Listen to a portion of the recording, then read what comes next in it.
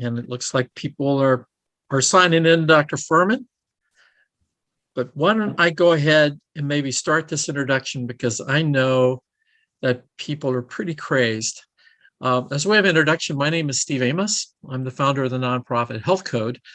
Our mission is to empower people to have healthier lives, free from preventable chronic diseases. And most of you know us through our virtual activity events like January I Resolve, April's Meal Mom Month. Right now, we have Love Your Health.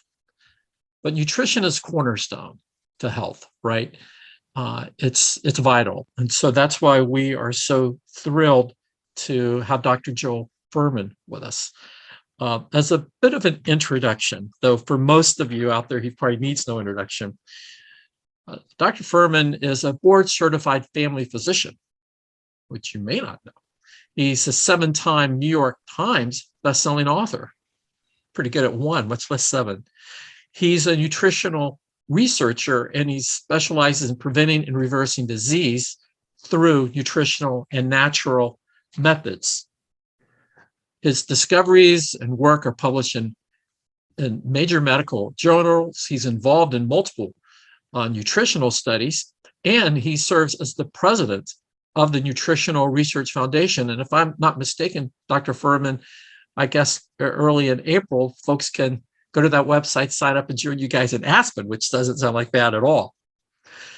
Through his medical practice, through his Eat to Live retreats, which may be part of that, his books and special TV shows, Dr. Fuhrman has been sharing his life nutritional protocols with us around the world and people around the world. If you've seen one of his PBS specials, you know we're in for a treat. And by the way, they've helped raise over $70 million for PBS. A huge thank you for that, Dr. Fuhrman. A couple of housekeeping calls before we turn it over. Everyone should be on mute. So if not, that's where we go. Q&A is closed, but the chat is open. Some of you I know have some questions for Dr. Fuhrman. Pop them in the chat, and we'll cover as many as you can. And on a personal note, we often see people maybe on TV and like, who are they really? And I have to say, Dr. Fuhrman's the real deal. He is a great guy. I've had the pleasure of meeting him on a couple of occasions. And once he had just come off, I think, playing tennis and at this table, and he's eating pistachios, right? And this guy sits down and we're talking, and this guy says in a pretty, dominating type voice, Dr. Fuhrman, how do you know you're right? Pretty bodacious type of question. But for many of us, we're kind of thinking about that, right? Because there's so much out there. And without blinking an eye, without showing any sense of discord about it, he right away said, well, I study hundreds of peer-reviewed journals all the time. And also he weaves in his practice as a physician himself. And so we're in for a real treat. And Dr. Fuhrman, thank you very much for your time today. And I know we're all looking forward to hearing from you, because we need help right now with the increased stress. And some of us are kind of going a far field from what we should be doing nutritional wise. So thank you. My pleasure. Great to be here and looking forward to having our talk today. Well, I look at it this way, that we have an unprecedented opportunity in human history with these advances in nutritional science that have occurred over the last 2 decades, particularly the last 10 years. We can actually live longer than ever before in human history. We can wipe out the vast majority of cancers that never have to occur, and heart attacks and strokes can be wiped off the map completely. Nobody has to have a heart attack or a stroke. And with these advances in nutritional science, we're understanding more depth the causes of dementia, and we can maintain our both physical capacity and our mental capacity into our later years. And the average lifespan of the human species normally should be between 95 and 105 years old. Most people should live around 100 years old without difficulty. As you're probably aware, most people are living in the late 70s. Between 75 and 85 is more normal, but it's not just they're living 75 and 85. It's they have such emotional, mental, and physical deterioration starting at age 60. Their life is not even worth living. And who wants to be older than that if they're going to live in a nursing home and then be having tubes stuck in the orifices of your body, be on drugs that make you mentally unfit for the rest of your life and lose your creativity, your passion for living, your excitement about life, and your enjoyment of life. The point is nutritional science is more critical than ever before. And we've seen the failure in the war on cancer and the futility of drugs to protect against heart attacks and strokes and dementia. Medical care and modern advances in medical care has failed and doesn't work. The first thing you learn in medical school, that drugs are toxic, and even though the advancements in medical technology and surgical skills are sexy and fun and exciting, to think that we're on the border, that we're on this precipice of achieving these radical advances, nothing has ever occurred, and the same amount of people are dying at the same of age, in spite of lowering their cholesterol with statin drugs and keeping their blood pressure well controlled. They're trying to take drugs to control their diabetes. They're not living longer. And mammograms have also failed to significantly extend death rates from breast cancer.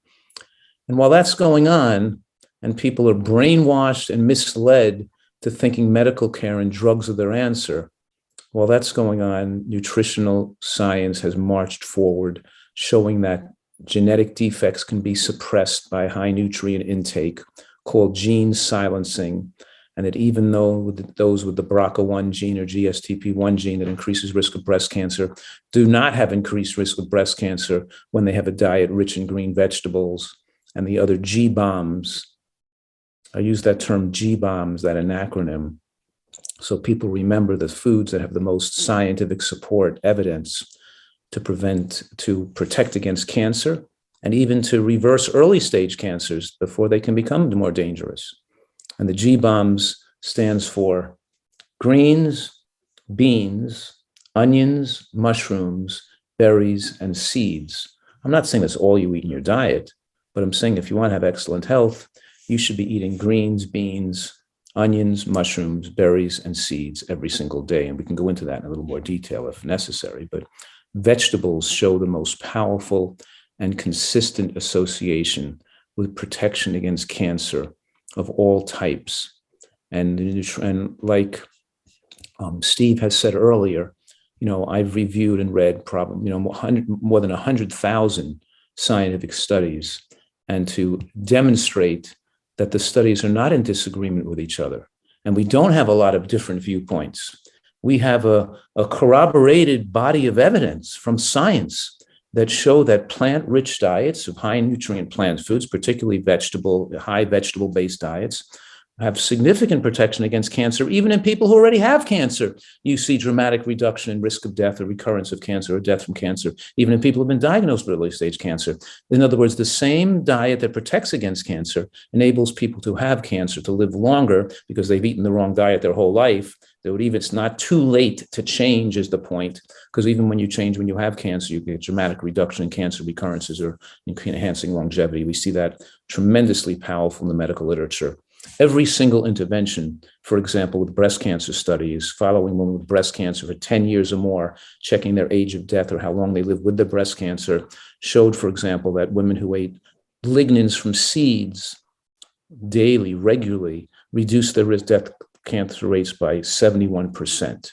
Likewise, the same study on people eating green cruciferous vegetables with breast cancer, showing that the risk of cancer-related deaths or overall death was reduced by more than 50%. So we're saying that there's literally no stage in life when changing your diet doesn't afford you some ability to have better health. But if you start it before you get cancer, before you have advanced heart disease, then we can preclude people the possibility of getting sick. And the earlier in life this has begun, the more protection you get. And that's why I say we can wipe out at least 90% of cancers if our whole society ate better, including people in younger ages. And in other words, you don't want to just quit smoking when you get at age 60. You want to never smoke to begin with. And then we're going to see almost lung cancers disappear, the same thing. So to review another important issue, and a few more important issues. One is that food can be very addicting, and people are overweight and fat cells in the body are not normal. They accelerate the aging process. They spew out cytokines, lipokines, other free radicals that activate aromatase production, enzyme production, which raise estrogen levels. So we're saying here that fat on the body interferes with immune function, keeps your white blood cells elevated, keeps your immune system always overworking, makes for a abnormal immune response when you get a virus like COVID, and causes insulin resistance, which keeps your insulin levels high, which accelerate the aging process, gives you a higher glycemic response to a carbohydrate, which then accelerates aging of the brain and increases risk of depression. And of course, we know that fat on the body just in overall promotes angiogenesis, as insulin does, right? That insulin and fat on the body work together to allow cells to replicate. As fat cells grow, other cells are promoted to grow too that shouldn't be growing, promoting cancer cells. So I'm saying there's no such thing as a healthy overweight person. And to the degree that you're overweight, the more your health is going to deteriorate. And that this idea that healthy at any size is a social and political movement, because people have trouble losing weight and they give up and they think they have to just accept the fact that they're being overweight because diets of all description fail. And the reason that diets do fail is because people aren't paying attention to the quality of what they're eating. They're unable to control the quantity of what they eat if they're not paying attention to the quality, because obviously there are biological mechanisms set into motion by eating improperly that make your diet where you can't control your appetite and make you desirous of more calories. So we're saying here that this dietary modification makes it people to improve their taste muscle, feel more comfortable with eating the right amount of calories, and they get connected instinctually to the calories they require to be at their perfect weight. You shouldn't require more calories than enable you to achieve your perfect muscularly lean body weight. And I call this diet a nutritarian diet that's rich in all these nutrients that slow the aging process and fuel your protection against both cancer and inflammation and heart disease. And we're saying also that the cumulative evidence has become even more powerful in the last decade. Even this month, there was a recent study that showed that the caloric restriction, that moderate caloric restriction that lets animals can live longer, almost doubling their lifespan, but the same biological mechanisms exist in humans. It's not just a phenomenon in animals, that we're talking here about these 5 words that are the most powerful intervention to extend human lifespan, or the only proven methodology to extend lifespan. And that is moderate caloric restriction in the context of micronutrient excellence. Those 5 words, you should write them down. Moderate caloric restriction in the context of micronutrient excellence. And the term micronutrient excellence doesn't just mean eating a lot of kale and strawberries, it means eating a wide diversity of natural plants. And we're talking about, you can't get a good microbiome by taking probiotics. You have to eat a wide variety of different types of plant material to have the most diverse and healthy microbiome. But so we're talking here about these advances in nutritional science, and there's a question here in the chat box. Something mentioned, I think a person mentioned something about keto diet or other types of animal product diets. And one thing we've come to with more definitive, with a high degree of credence in the last decade, are these long-term studies looking at age of deaths and hard endpoints of causes of death, and finding that as animal protein goes up in the diet, so does accelerating the aging process, increasing growth hormones like IGF-1 that promote cancer, and increasing risk of early life mortality. And that the lower the carbohydrate content of the diet is 30%, the most lowest carbohydrate diets where you're trying to go into ketosis or make these paleo diets or carnivore type diets are the most deadly of all diets. And we see the most early life premature deaths. In other words, we rate the credence value of a study, and we can look at short-term studies that give us a hypothesis where something might be beneficial, that looked at soft endpoints, like your blood pressure went down or you lost weight. And you can put a person on a smoking diet or a Twinkie diet, and they're going to, because you have them smoke more or eat nothing but Twinkies, they can't eat that much Twinkies, they're so sick of eating one food, they lose weight. But obviously those aren't healthy ways to lose weight. They're going to result in shortened lifespans to lose weight that way. And that's what we're finding when we want to see long-term studies that corroborate the short-term studies. And then we have good corroboration with multiple studies, both short-term and long-term, that are all showing the same factors. Like, for example, the daily use of nuts and seeds in the diet has now been corroborated by so many scores of long-term studies that are in such good concordance with each other. In other words, all the studies show the same thing, about a 30% increase reduction of all-cause mortality, about a 40% decrease in cardiovascular mortality, and about a 60% decrease in sudden cardiac death from irregular heartbeats in people that eat nuts and seeds regularly as their source of fat instead of eating animal fats or oils in the diet. And we're also saying here that what drives the dopamine receptors in the brain to make you desirous of more calories and make you crave food are the flood of calories into the bloodstream all at once, like a bolus. When too many calories come in at once. And the way you get a lot of those calories in at once to drive an animal to overeat and to stimulate those dopamine centers of the brain that are stimulated by opiates and narcotics are to take in sugar, oil, and white flour. And let me just say that sugar and honey and maple syrup, those are not foods, those are drugs. They act on the body like a drug. They don't supply life nutrients to sustain life. And they strip the body of nutrients because their high caloric concentration and their high glycemic load, the body tries to convert that into energy or store it as fat, and it inefficiently is converted into energy because it doesn't contain enough vitamins and minerals and phytochemicals that are utilized in the production of energy from high glycemic carbohydrates. So it strips the body of nutritional reserves, weakening the body, and because it can't be efficiently transformed into energy without all the cofactors involved, the body shunts it to produce more fat. And face the music here that white flour, bagels and pizza and pretzels and French fries and all these foods and burger buns, all these things are Italian bread, are sugar equivalents. They're candy. They're not food. And they act on the body like candy does to make a person a food addict. And the consumption of candy, of course, is linked to drug abuse and criminal behavior and emotional disability and depression and mental illness. And now we have, of course, 1 in 5 Americans are mentally ill, where 100 years ago, it was 1 in 500 were mentally ill. So make no doubt about it. We have a nutritionally ignorant population that is being poisoned with an American diet that's deadly. And then they go to doctors and take drugs that are poisonous. First thing you learn in medical school, that drugs cause cancer, they're toxic, and we should learn to live into a manner to avoid the need for medicinal substances if possible. That drugs are last resorts.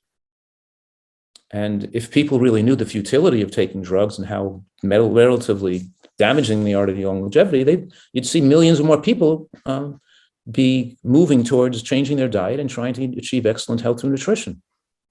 Take, blood pressure medications, for example. Well, there are studies that show that people on common blood pressure medications cause damage to their body, increasing risk of cancer from the years of use. Like calcium channel blockers, in one study showed doubling the risk of breast cancer in women taking calcium channels for 10 years. Just a recent study coming out showing that even ACE inhibitors and ARBs cause interstitial damage to the kidney and increased risk of kidney cancer. There's all types of long-term damage from every drug you're possibly on, including statins, which of course increase the risk of diabetes and weight gain and all. But in any case, all these people taking drugs to lower their cholesterol and blood pressure aren't living longer. The heart attacks and strokes are still the number one cause of death for people over the age of 65, and people aren't living significantly longer from these drugs. It gives them, they're enablers. They give people they give them a false idea that they're protected because their blood pressure and blood cholesterol are normal now from the drug. They just eat the same foods that cause them to be higher to begin with. So their underlying pathology continues to advance, and it's like sweeping under the rugs. You don't see the damage that's occurring because it looks okay on the number, on the doctor. It's a big scam. Blood pressure medications can't lower systolic blood pressure or diastolic blood pressure. They can't maintain diastolic at a favorable level and just push the systolic down. They push both down. In other words, they lower systolic at the expense of lowering diastolic with it.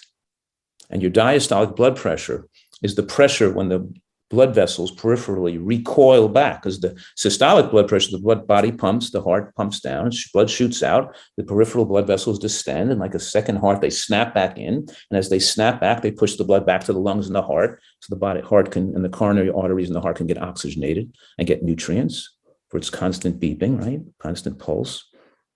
And so when you take blood pressure medications, you push the diastolic blood pressure low so the heart can't get adequately oxygenated. Because the diastolic blood pressure is set at a level you need to get enough pressure to get the blood back to the heart, even if there's more resistance due to atherosclerosis and stiffening and an unhealthy diet. and there's more, it's harder to get the blood back to the heart, so the blood pressure is raised, but it's giving you enough pressure to get the blood back there so your heart can be adequately oxygenated. So when you're pushing your blood pressure, medicating it down low, you're artificially lowering it below the point where the body has set for the adequate oxygenation. So even though you're showing some protection from the lowering of systolic blood pressure, you're generally causing an increased risk of cardiac arrhythmia and atrial fibrillation, and increased risk of sudden cardiac death and heart attacks from the excessive lowering of the diastolic that occurs from the no lowering you're trying to achieve to the systolic. So that, for example, when you use medication to lower diastolic below 70, you increase heart attack risk. Below 60 might be increasing risk of cardiovascular disease in older people by threefold, increasing heart attack. And of course, we have now an epidemic of atrial fibrillation because of the use of blood pressure medications, which lower diastolic to the unfavorable levels. We're not talking about a low diastolic being hard if you're not medicating it down. That's where your body's setting it yourself. Then you got to take drugs for atrial fibrillation, thin the blood, increase the risk of gastrointestinal bleed and cerebral hemorrhage. And then you're taking drugs for osteoporosis, which increase atrial fibrillation, and taking drugs from the gastrointestinal inflammation it causes, and taking proton pump inhibitors, which increase risk of heart attack. And then those increase risk of, in other words, we're on this whole drug cocktail of 3, 4, 5 different drugs to mitigate the side effects of one medication with a drug with another drugs. And it's just all a big mess. Mostly what doctors doing is not helping people live longer, because if we never had any of these drugs, people would be forced to take charge of their health and eat better and exercise and quit the salt and all the oils and fried foods and all the junk they're eating. So I think that we're talking here about the futility of medical care, and that a lot of what doctors do is not worthless. It's actually worse than worthless. It's harmful. Certainly we have the best, best emergency medical technology in the world, and we have the ability to save people in accidents and emergencies. But when we're talking about taking drugs chronically for the rest of your life to try to lessen the effects of a poor diet, then you're actually just hurting people or just enabling people to live unhealthfully and to their tragic and premature deaths. I often lecture to large numbers of people, and even large medical audiences, and even lecture to interventional cardiologists. And I say to them, raise your hand if anybody of you know has gotten stabbed by a knife or shot by a bullet in their neck or their torso. And nobody raises their hand in the whole room, or one person raises their hand. I say, okay, raise your hand if you know anybody who has a heart attack or a stroke or a cancer diagnosis, and even your immediate family, your closest relatives, raise your hand. The whole room goes up. And I go, that's a neighborhood you want to stay living in? You want to stay living in that dangerous neighborhood where everybody you know eventually has a heart attack or a stroke or gets a cancer? When nutritional science has made these advances to make those things impossible to happen, that's so stupid, so ignorant. How are you all these doctors that you're just you're risking your own lives by relying on medical care and drugs to protect yourself, when you see it's that we still have people dying, and men are dying at 78 and women are dying at 81, and we're still having a poor quality of life? And who wants to be in a nursing home or even be in a hospital? Who wants to die in a hospital, tubes in the orifices of your body? Is that the way you want to die? Or you want to die peacefully in your own bed at home after living for 100 years of having a good life?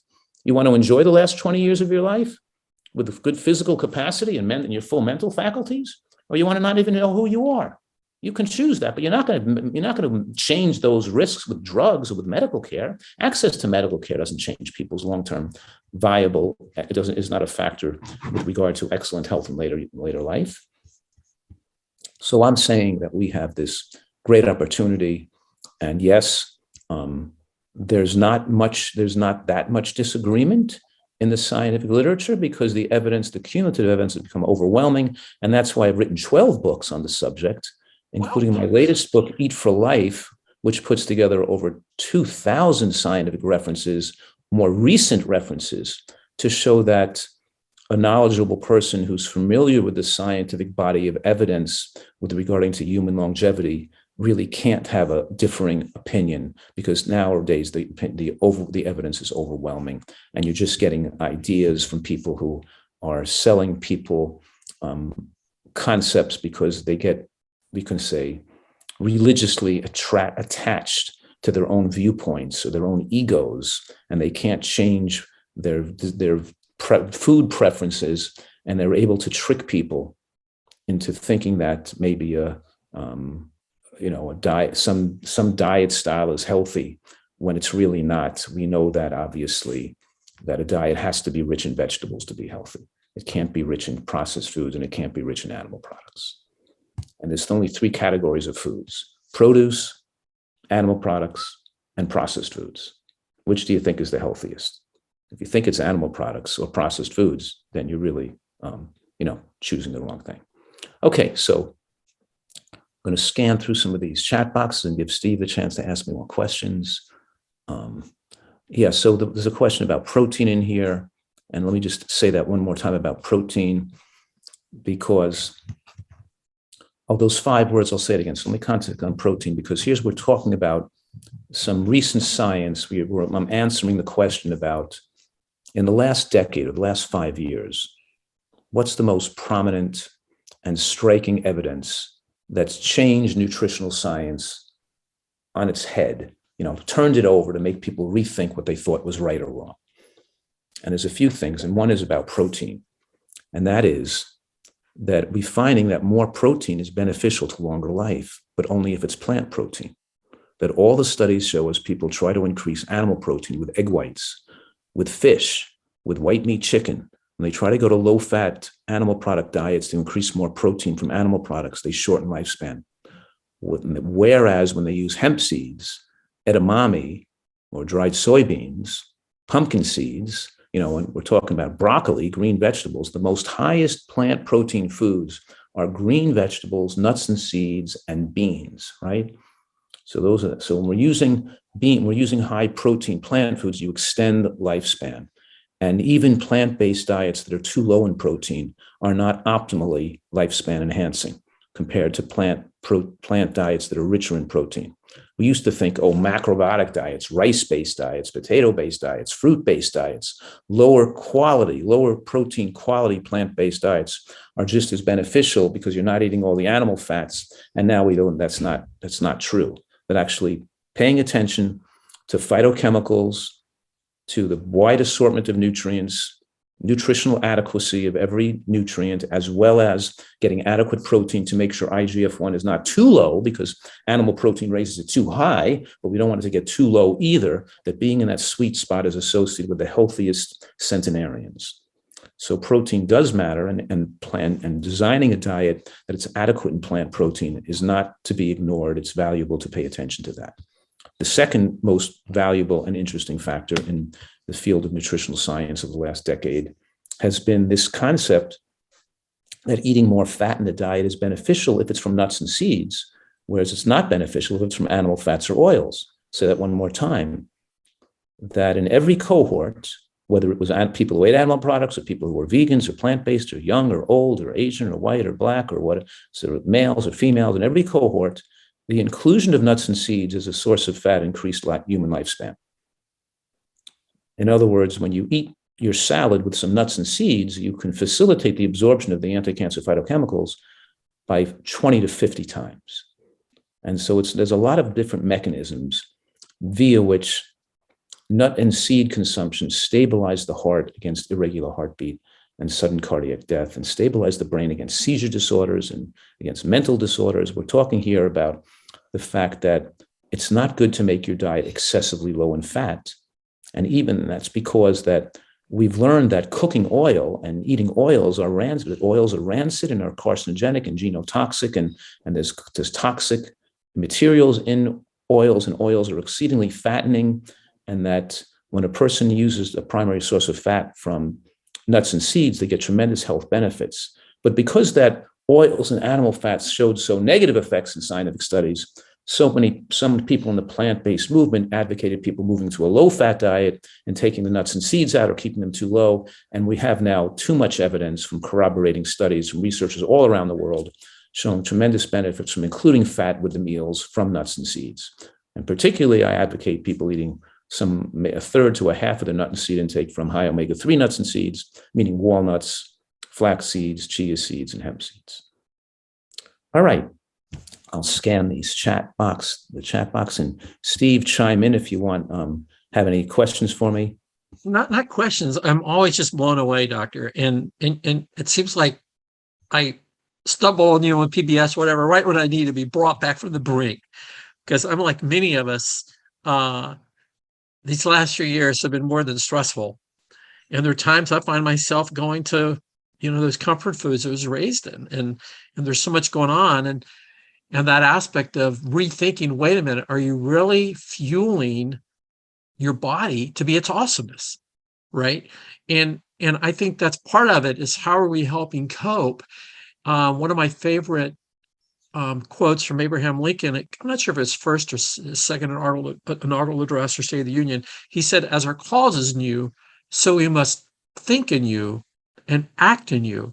What I appreciate is you help us think. You provide that information to think, and then you help us to act with that aspect of the bombs. I want to come back. We have time for these amazing questions that are here, but what are you seeing as kind of, I guess there's no shortcut, but helping folks in dealing with the stresses in their life? And what are those alternatives to, those salty crisps and, all the things that we kind of tend to go to? That's not really helping our bodies. Yeah.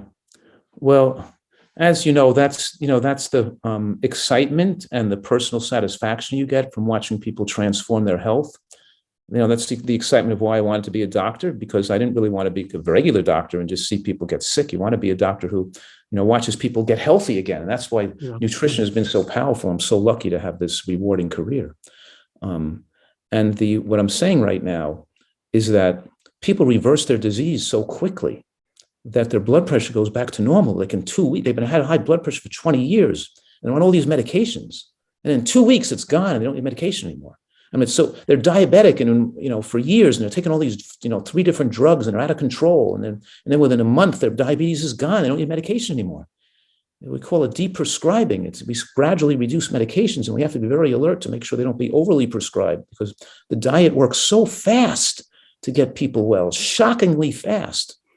And people, so the point biggest thing about the medicine we put in our body is not from the bottle, it's from plants, seeds, trees. It's right. It's like, what are we putting down our pipes? And that's what really matters.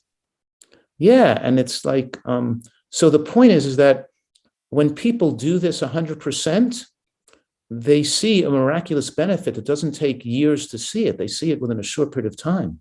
I often say your risk of having a heart attack goes down by 1,000-fold within 2 weeks of changing your diet and getting all the junk out. And then then it takes a little longer for their taste muscle to change and their taste preferences to change. I say, don't evaluate how much you like this at first, because your taste buds have been deadened by your heavily salted, overly hyper-palatable, all the sweets you've been eating. You've deadened your taste buds. You've been trained to like these highly palatable processed foods.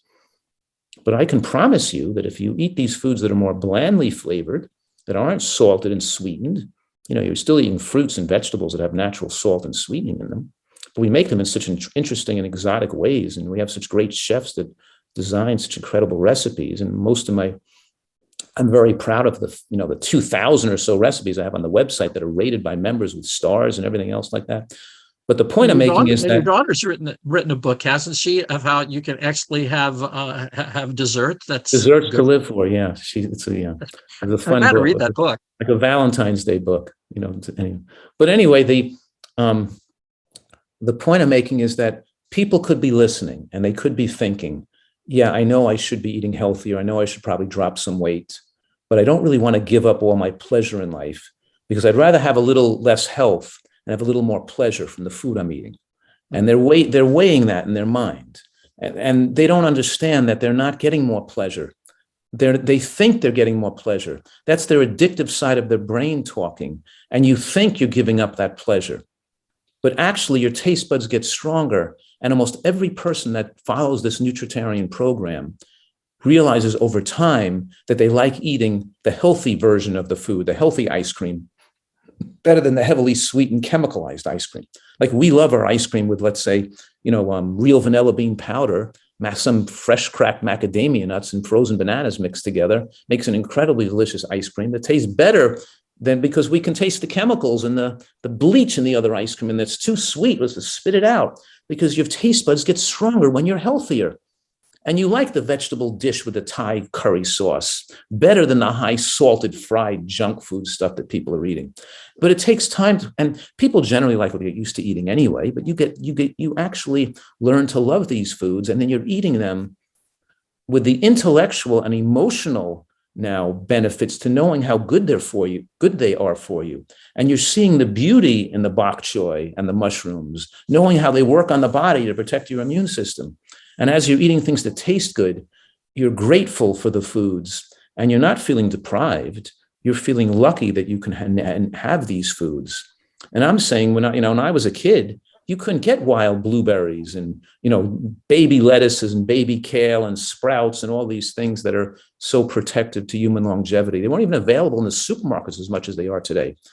The science has enabled the marketplace to supply us with a healthier food choices that actually have dramatic lifespan enhancers, like blackberries. We couldn't buy frozen blackberries and frozen wild blueberries and get all you walk into the supermarket and you see like different types of mushrooms and different types of lettuces and greens and kale. And it's just amazing. And I'm saying to you, wow, people could be so much healthier. We could blow those blue zones out of the water. A lot of people know the word blue zone refers to the areas of the world with people living the longest. But they're not living ideally in the blue zones. They're just doing a little tweak better than the average American diet, living a little bit longer, maybe 7 or 8 years longer. We can live 20 years longer. We can, have your own gold zone or green zone. We have so much fun knowing that we're protected and we don't have to live with fear that people are living with, and I'm always explaining to people that, why put yourself at such risk? It's not worth it. And you really can, enjoy your life, be passionate about living, right, even have more emotions in your ability to be happy. And even though it's not all about food becomes more enjoyable part of your life as well.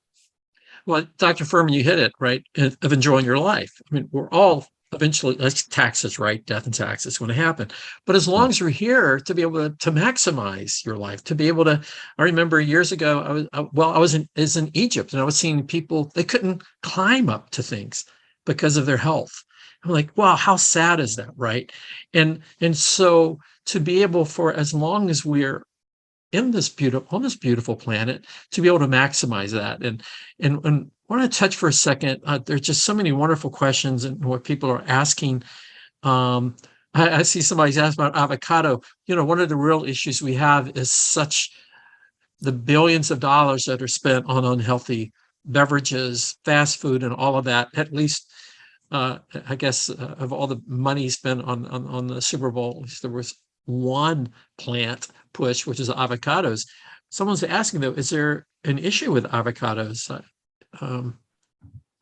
The person is also asking about olive oil, and I think I should make the point one more time to reiterate that there's no nutritional scientist in the world that could, with a straight face, who knows anything about the research, that could suggest that walnut oil is better than a walnut, or avocado oil is better than avocado, or olive oil is better than an olive. We know that the whole foods contain the fibers, the sterols, the stanols, and most of the anti-cancer ingredients in food are bound to the fiber in the food and the food matrix.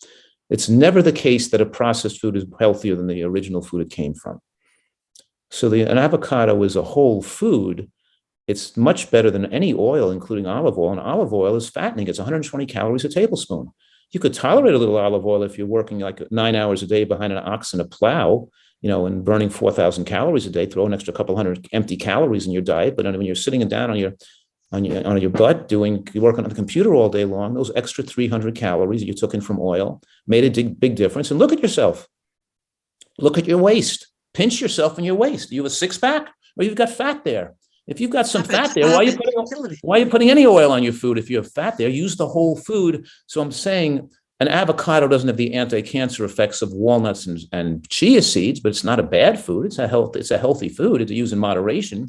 But you don't want to use so much avocado so that you don't have the calorie room left to eat your walnuts and your pistachio nuts and your flax seeds and your chia seeds. So we want to make sure that we're having nutritional variety, and we don't want to exceed our caloric needs either. So I may even eat an avocado, maybe an avocado once every couple of days. I'm having an avocado because I love it. Nothing wrong with that because I'm slim and I can accommodate that. But I don't use oil on my diet. because oil stops, oil goes absorbed too rapidly and is an appetite stimulant. And why should I dilute the nutrient density of all these healthy foods I eat by pouring oil on my diet? I'm saying this ridiculous, radical statement that olive oil increases risk of breast cancer. And the reason I'm saying olive oil increases risk of breast cancer is because it makes people stay overweight, and being overweight is a major factor causing increased risk of cancer. And many people remain overweight because they've been brainwashed to think that olive oil and other oils are healthy, and they're very fattening. They're not healthy if they're maintaining your fat. And a little oil a week can stop people from losing weight. It's amazing how when people cut out all the oil, how easy it is for them to lose weight. But they don't have to cut out all the nuts and seeds, because nuts and seeds don't stimulate appetite centers in the brain. They're not all biologically available, and they're absorbed so slowly that they're preferentially burned for energy as opposed to stored as fat. Okay, so the question about avocado is, yes, according to your caloric needs, you can eat that. You can eat avocado. It's a healthy food. But obviously, we moderate the amount of food to make sure we're on a nutritarian diet, that if you're overweight, you're losing weight steadily each week and moving towards your ideal weight gradually. And we don't want to go on a radical diet like juice fasting or excessive use of intermittent fasting or water fasting to lose weight, because if you do that, you're not going to maintain it. You're going to gain weight back again. That when you lose weight excessively in a radical fashion, it too often has a negative effect emotionally to make people want to rebound to overeating again. And it also slows the metabolic rate down too low, so they're going to have a hard time continuing the weight loss. When people are overweight, we want to see them slowly and steadily continuing to lose some amount of weight each week, usually about 2 pounds a week. If they're, then you can lose more than 2 pounds the first month. They can lose, 20 pounds the first month, but because you're losing so much water weight. But once it settles down, we want to see people keep going and keep the weight loss going till they reach their ideal weight. Do you have any tips there are a big percentage of people in this country that are nailing down 2 or 3 jobs. And it's tough. It's tough to do. And the fast food is really convenient. And there's this fallacy that, well, you got to get some calories, without realizing that that's actually also kind of killing you. Any tips for, where people, it's really hard to cook at home. It's really hard to do these things because they have 3 jobs. When you're a food addict, you come up with all these excuses. The food addict, an addict always has a rationalization why they can't eat healthfully. And their brain the primitive brain is taken over their behavior. And there's no excuse that holds water why a person becomes self-destructive. Use the same argument to why a person should continue to smoke cigarettes or be an alcoholic or continue to use cocaine, to snort cocaine. If you had as hard a life as mine did, you'd have to snort cocaine too. And why can I, we're talking here, that's not true. You can open a can of beans as well as you can open a bag of potato chips. You can eat a handful of nuts as easy as you can throw candy corn in your mouth. There's no truth to that at all. Healthy food does not take longer to eat or prepare or anything else. You can open you can have a stalk, you can eat celery and cucumbers right out of them. You can eat an apple right out of the supermarket. It's all the food addicts giving excuses. And we're talking here about making a pot of soup on the weekend. You can eat the same soup every day and take it for lunch with you, with beans and mushrooms and onions in it.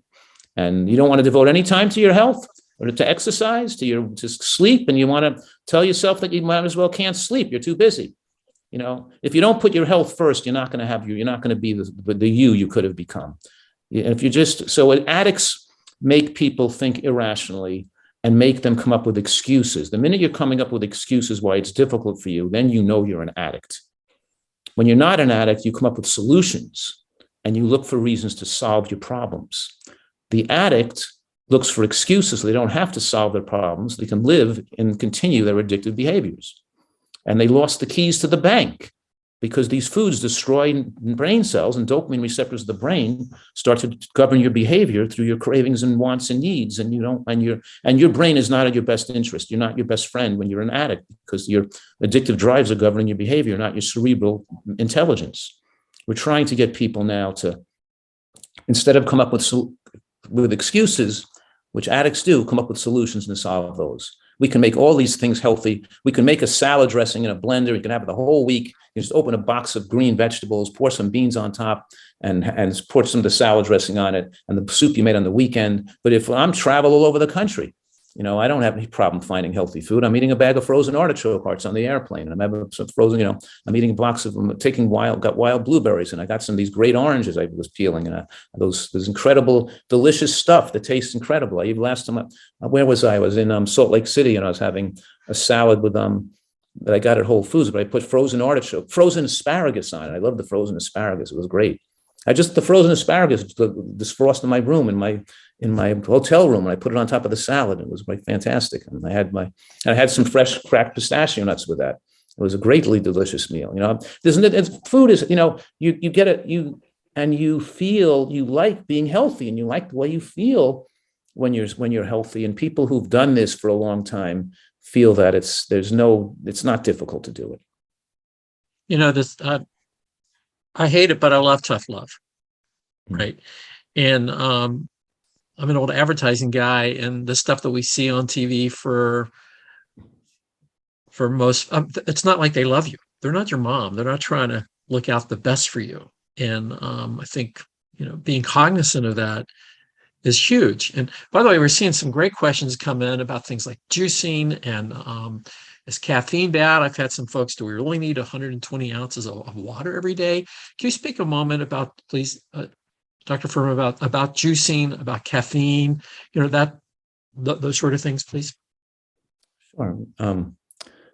I have a couple of glasses of juice a week, 2 or 3 glasses of juice a week, just because I enjoy it. And we make this 1/3, 1/3, 1/3 organic juice from 1/3 carrot and beet, 1/3 like bok choy, and 1/3 lettuce and celery or something. We make it so it has like different vegetables in it, and it's good. But it's not necessary when you're chewing while eating a healthy diet. It's not essential.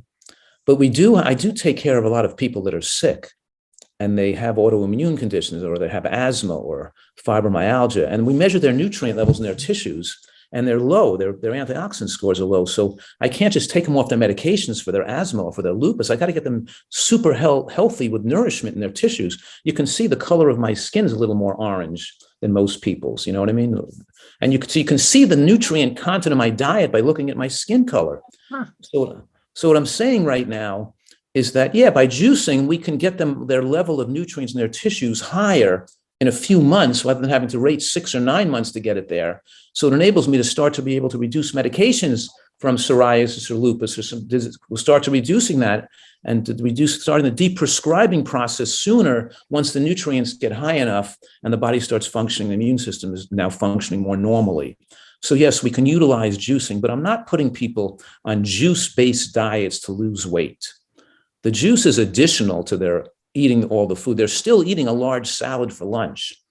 And the central meal I want people to eat is their lunch, where they have a big salad in a 9-inch salad bowl and they chew it really well. They don't substitute the juice, because mixing the greens and chewing them and mixing it with the bacteria in the mouth and chewing down the cell walls produces nitric oxide and other beneficial nutrients and beneficial fibers for the digestive tract, and support the aryl hydrocarbon receptors that stimulate the growth of the epithelial lymphocytes that line the digestive tract to improve your immune function on your digestive sites. So we're talking here that eating a salad and chewing it is still very important.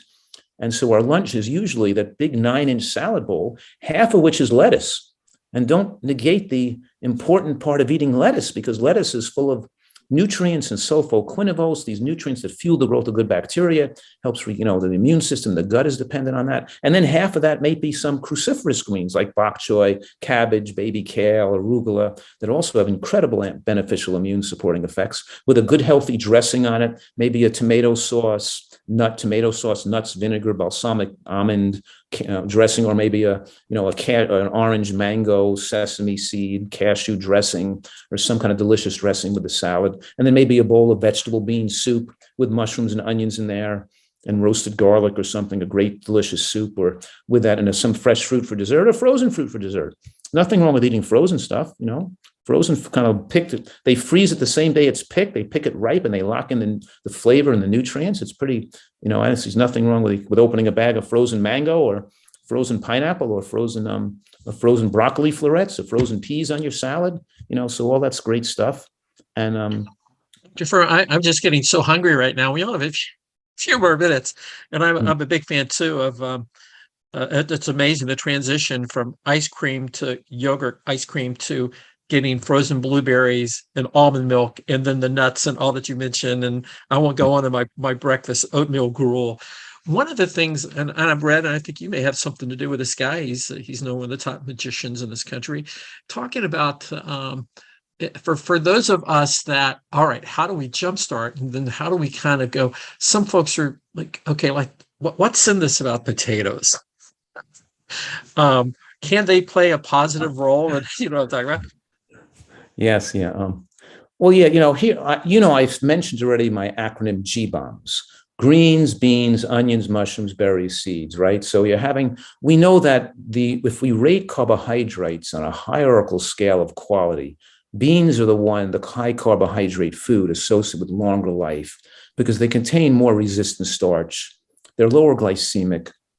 They have more anti-cancer substances like inositol pentacus phosphate. They have full of more flavonoids.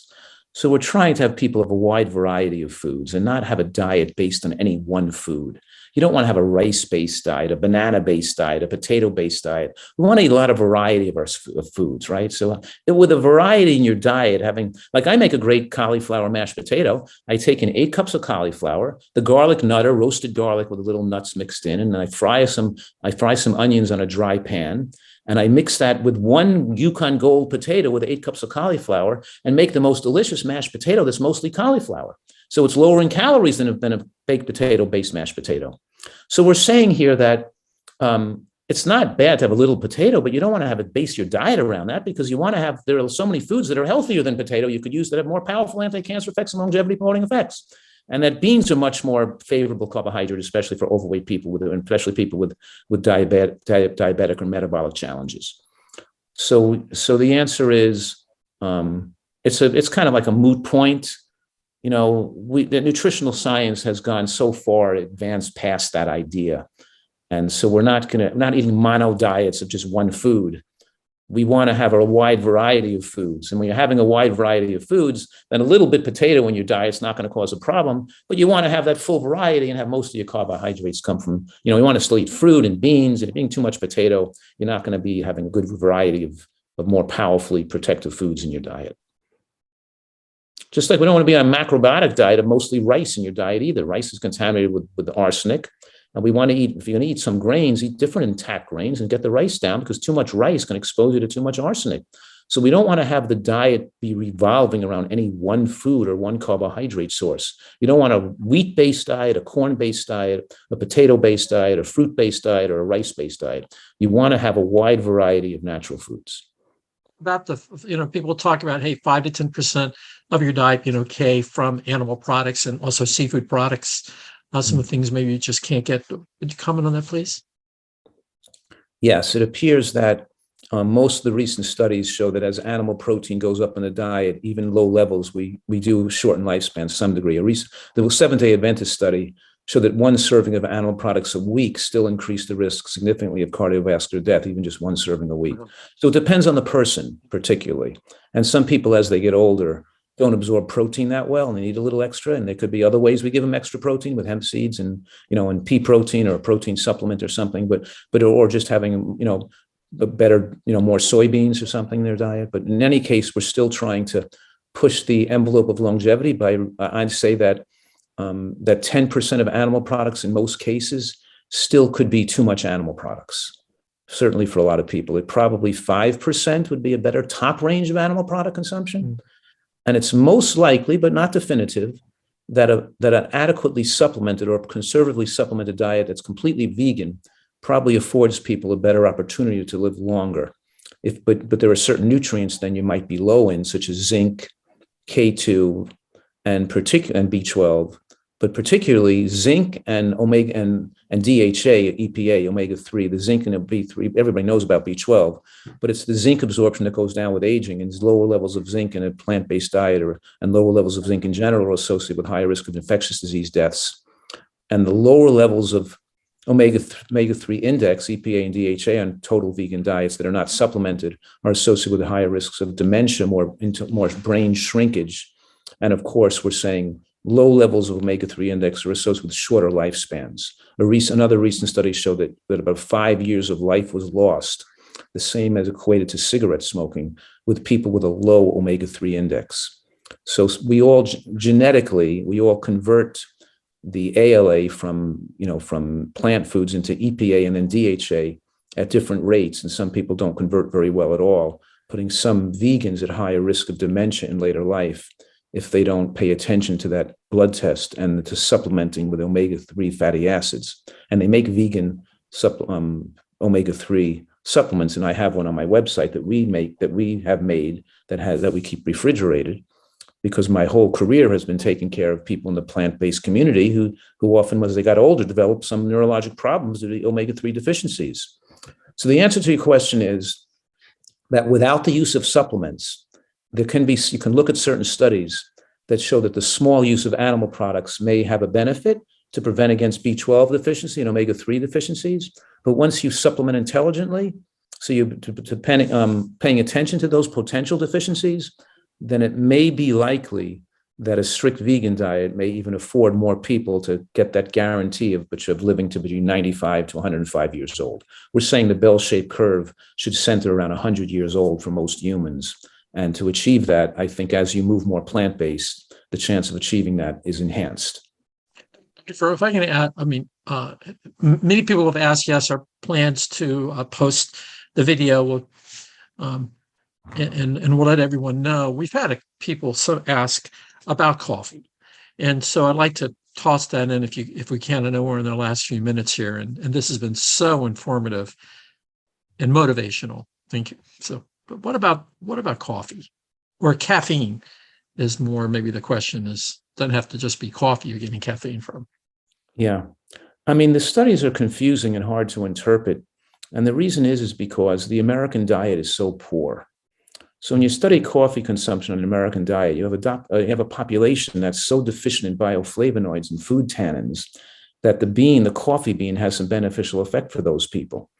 But those of us who eat beans and eat dark-colored foods, like beans and berries and eggplants and stuff, our diet is rich in those beneficial substances. Coffee then has no advantageous effects to a person eating a healthy diet. It's only an advantageous food when your diet is deficient in flavonoids, let's say. You know what I mean?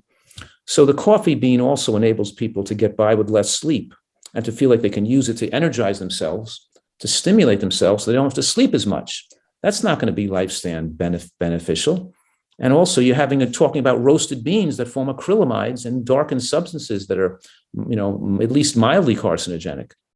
So my take on it is that the studies that show beneficial effects of coffee have to be taken with a grain of salt, because they're not probably accurate, because they're looking at populations that eat so poorly and that the coffee is then offering some benefit, because there's too many negatives in coffee to feel it's a necessary food to include in a person that's already doing all these other things that are healthy, like exercising, sleeping a normal amount of time, and eating a healthy diet. Then the addition of coffee is not a beneficial, probably a negative. But a person who eats no beans and no colorful foods, then the addition of some coffee may show some even beneficial effects. So it's a very difficult question to answer. And regardless of the answer to the question, don't drink a lot of coffee, because a lot of coffee causes a problem. And don't be afraid if you don't, I don't drink any coffee myself.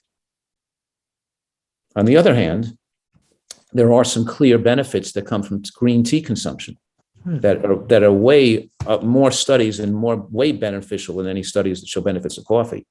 And so even though I'm not a tea drinker either, I take a supplement that has a little green tea extract once in a while in it.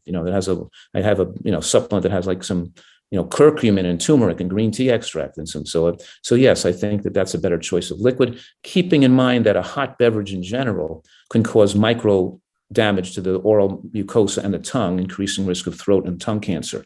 So we shouldn't be putting anything in the mouth that's steaming hot or that's too hot. So if you want to drink tea or coffee, the most important thing is let it cool down a little bit. And even don't make your soup so boiling hot, because you don't want to cause repeated irritated burns to your mouth and tongue from eating things that are too hot. So don't eat things that are overly hot. I never heard that before.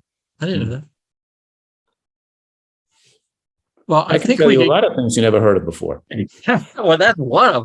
Okay, No. what are the other? I know we're over, but just maybe and we have so many great questions. Somebody asked what type of beans. I am curious, are there, some beans better than others? People are asking about veggies. Does it modify them in a bad way when you roast them? I think but just a couple of things on that.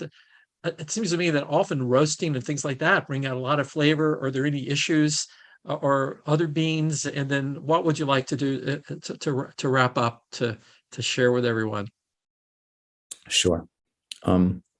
Yes, I'm still, hitting home that point of view that we want to eat a variety of foods, that mushrooms are a superfood that protect against cancer, but we want people to have different types of mushrooms according to the week. And if you're going to put shiitake mushrooms in your soup, then add some other types, some trumpet, some chanterelle, some white button, put some other mushroom with the shiitake, and then go and by the next week buy a different mushroom, mix it with, so the same thing with beans. Even though soybeans have a particular stellar record of reducing risk of hormonally sensitive cancers. They block estrogen stimulation of breast and prostate tissue. And while the genistein in soy stimulates the A2 receptors in the bones and muscles, increasing bone density with aging. So even though soybeans are a stellar bean, and you eat edamame and dried soybeans and chilies and things, you still want people to eat lentils, chickpeas, red kidney beans, azuki beans. I want people to use a variety of beans in their diet, and not just have soy. It's the same thing. Too much of any one food, you don't want to center your diet around one food. You want a variety, and beans are a super healthy food to use in your diet. We don't want to just eat one vegetable. We want to eat multiple different types of vegetables. We don't want to just have one fruit. We want to have different types of fruit. The Women's Healthy Eating and Living study, the WHEAL study, showed that vegetables have the most protection against cancer. But women who ate fruit in the diet plus the vegetables still lived longer than women who just ate vegetables without the fruit. Which study was that, please? WHEAL study, Women's Healthy Eating and Living study, WHEL. The Women's Healthy Eating and Living study. Eating. The point I'm making is that most of the best done studies corroborate the other studies, that people have this impression that studies are all disagreeing with each other and people are disagreeing with each other. And I'm trying to diffuse that myth, because when you really look at, when I've spent, looking at 50,000 studies, it's almost shocking how many studies are actually corroborating each other and show the same thing. And it's not that one study shows something else and another study shows something different. It's that when you look at all the studies, those are outliers. The vast majority of studies, most all the well-done studies from around the world, pretty much corroborate each other and show the same thing. That the more high nutrient plants and the more variety of different types of plants you put in your diet, the longer you live. And it gets back to the simple 5 words I said at the beginning of this program. The most proven methodology to slow aging, extend lifespan, and people have to write down these 5 words, is moderate caloric restriction in the context of micronutrient excellence. And we achieve micronutrient excellence by eating more vegetables and more high nutrient density foods, and by eating a wide variety of foods.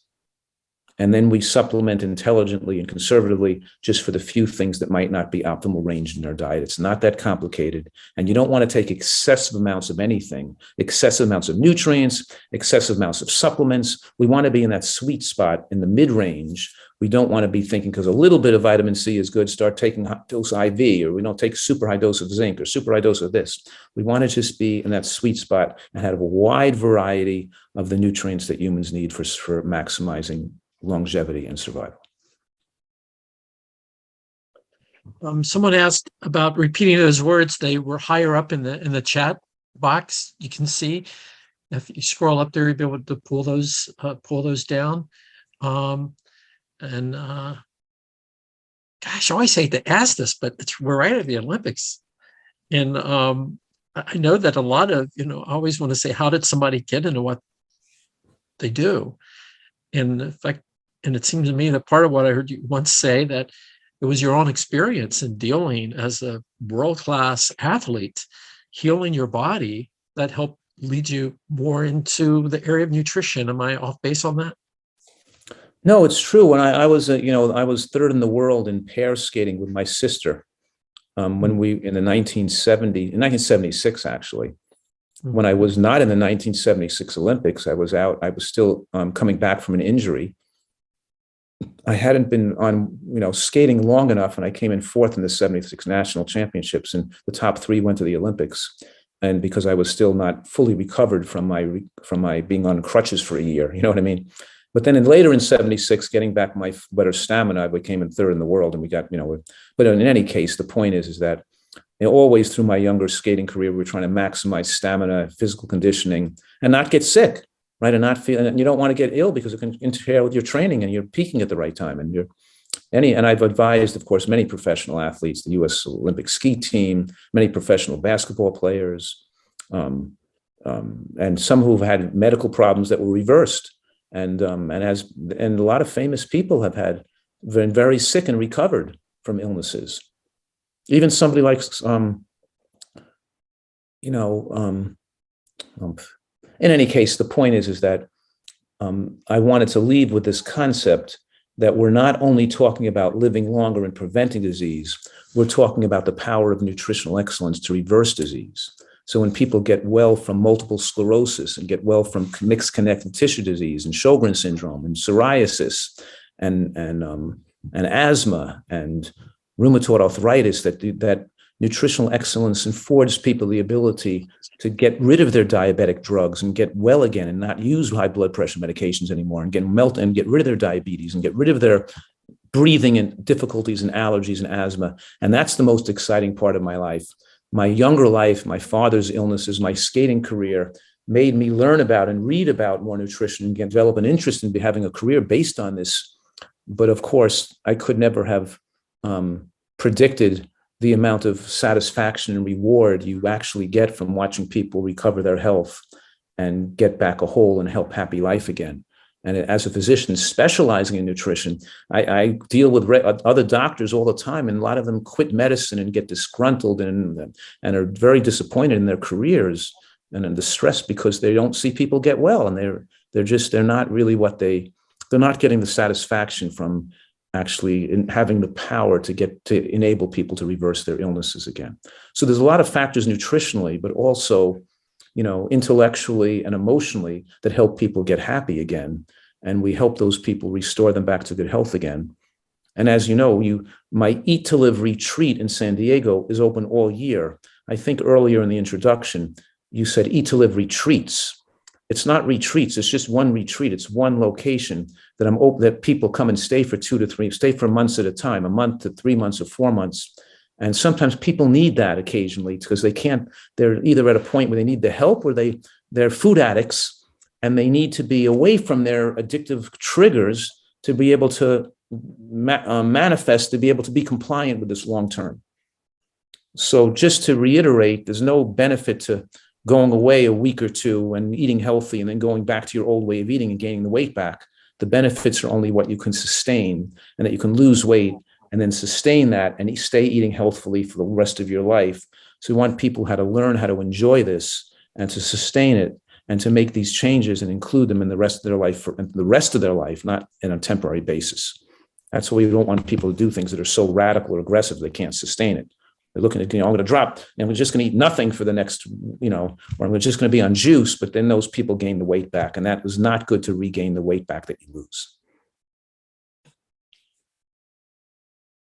Well, Dr. Fuhrman, I want to thank you so very much for your personal journey and for sharing that with us.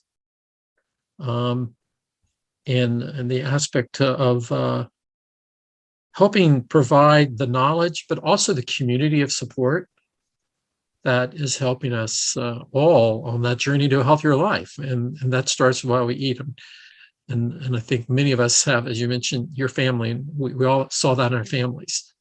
And so I ask everyone that's been on this video call to share it with others, Dr. Fuhrman's work, because you made a very interesting point about how many people in the neighborhood that folks know generally that have had one issue, but then how many had no people that have had heart attacks, et cetera. And we have a huge issue in this country right now. It's obesity.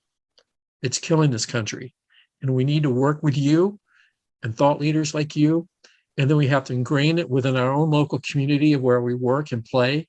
And thank you for helping equip us to do that. My pleasure.